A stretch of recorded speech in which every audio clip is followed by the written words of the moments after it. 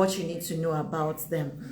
Yesterday, we discussed 3 of this kind of mentors. We said the first one is the Let's Be More Than Friends mentor. Then you have the Let's Be Friends mentor. And of course, you have the bully. And we said that, all of these 3 categories, it's not that the mentors are bad. It's not that they set out, even with that kind of intention in mind. But a lot of times, because boundaries are not clearly set, people eventually fall out of line. And also these things happen because the mentors are not perfect human. They are not perfect. They are still human, just like you and I are also human. And you can call a relationship a toxic one when you are beginning to experience abuse, when you are beginning to feel intimidated, or one party is getting more benefit out of that relationship at the expense of the second party, where one person is being victimized or just suffering in the relationship. Then you may consider that kind of relationship as toxic. A lot of you are already in mentoring relationships where you exist as the mentee. Yes, a lot of times I speak mostly to mentees, right? And maybe in that relationship, you don't even know that it is a toxic relationship. So some of the things I'm going to be saying today will be eye-opening for you. While some of you, in your quest for a mentor, right, in the year 2023, you may experience some of these people. And I'm going to just be highlighting certain things that you need to know even when you encounter these people. The 3 we discussed yesterday are overt, like in this kind of situations, you already know that this relationship is not going the way it's supposed to go.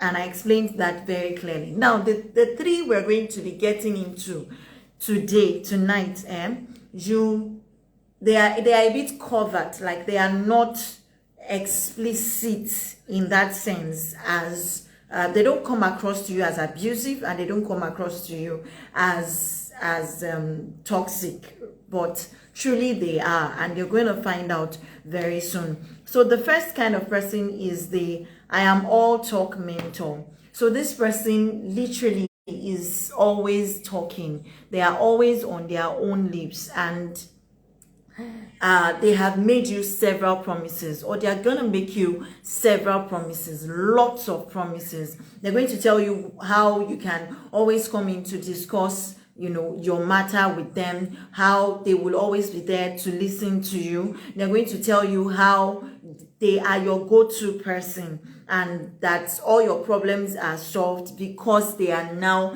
in your life. And the relationship usually starts off very well and very good, only for you to get to the middle of the road, and alas, Mr. Mentor or Mrs. Mentor, and they are no longer there. Right, I am dead serious about it. Like, they are no longer available. It's not because they meant to ghost you. It's just because they have probably not evaluated the fullest extent of that commitment. That's number 1. Number 2, it could be that, they did not fully understand your own expectations from the relationship. And as such, they just eventually fizzle out without them even knowing it. In this kind of relationship, it's usually just a pity, but you have to know how to manage it. It could also be that the mentor eventually, became committed to other things, like they just got very busy. Some of these kinds of people who are in ministry, especially, it gets to that time of the year where the itinerary just becomes very, very busy, and there's really little or nothing that they can now do to help you. So part of the things you're likely to experience is that disappointment, that feeling of helplessness, and you just feel abandoned and alone because you continue to have challenges, you continue to have questions that you need answers to, but for some reason you just wake up and the person who used to be there for you is now no longer there for you. And in this kind of situation, you just need to face the reality. You don't have to throw tantrums. You don't have to send endless reminders. You don't have to do things that will eventually irritate your mentor, right? But you just have to be very tactical about it. You need to be reasonable and understanding, and you need to be able to, of course, I would say manage your expectation.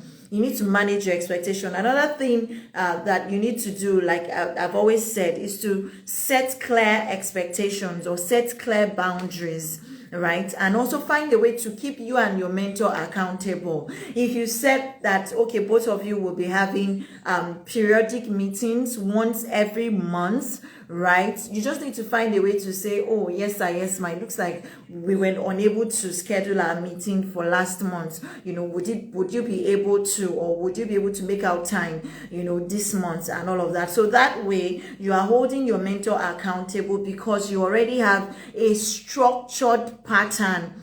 You have a structured pattern on how the relationship should go. Don't be haphazard. Don't leave things to chance. It is always very important when you get into a mentoring relationship to define these things and do your best.